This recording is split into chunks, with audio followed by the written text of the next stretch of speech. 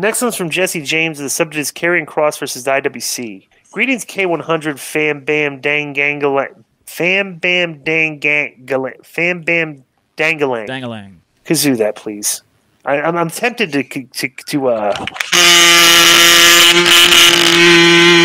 I'm tempted to suspend this guy for that. I'd like your input on the criticism I've seen of Karrion Kross from a large portion of wrestling fans on Twitter.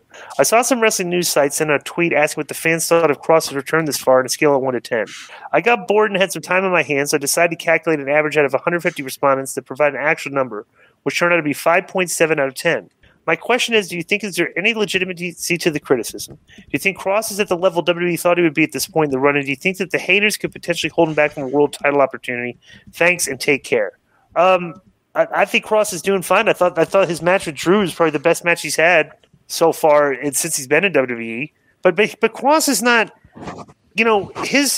he's not like a guy that should be like wrestling every week. He's a guy where you do vignettes to build up a story to make you care about the match, and it's like, to me, this is my theory on professional wrestling. A lot of casual fans think this way.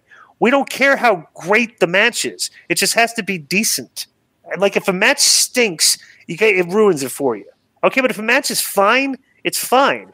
It's like if a match is not great, that doesn't mean it's not good. You know what I'm saying? So it's like I never. And the standards of wrestling fans these days of what they think good matches are, what you need to do in a match, and and stuff, and like it just doesn't really jibe with a larger portion of fans that don't care about that stuff. Well, what would you think, Konnan?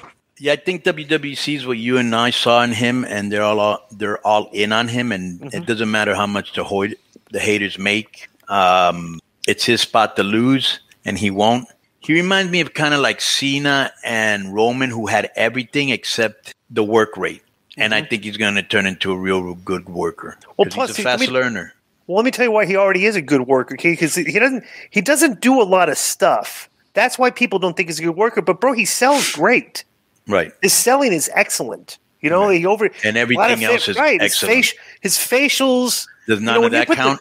When you put the camera on a guy and you make a facial that's telling a story, he knows how to make those facials. Right. Like you look at a lot of green guys, the camera's on, they don't even know where the camera is.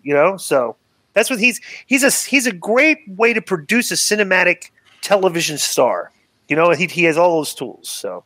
Yeah, and I think you guys know, of course, every so often they'll have someone come in and toss out like 8, 9, 10 guys in the Rumble, whether it was Nash or Kane or Reigns. That's a great spot for Kross. I think if he comes out and destroys a bunch of guys in the Rumble, the people will get behind him. I would agree with that, but bro, they got a lot of big guys in that company right now. Bro, that match at Crown Jewel had Kross versus Drew, big man match. Brock versus Bobby, big man match. Omos versus Braun, big man match. It's like they got a lot of big men there right now, and I'm telling you what, it's like I like it. I think it's good TV.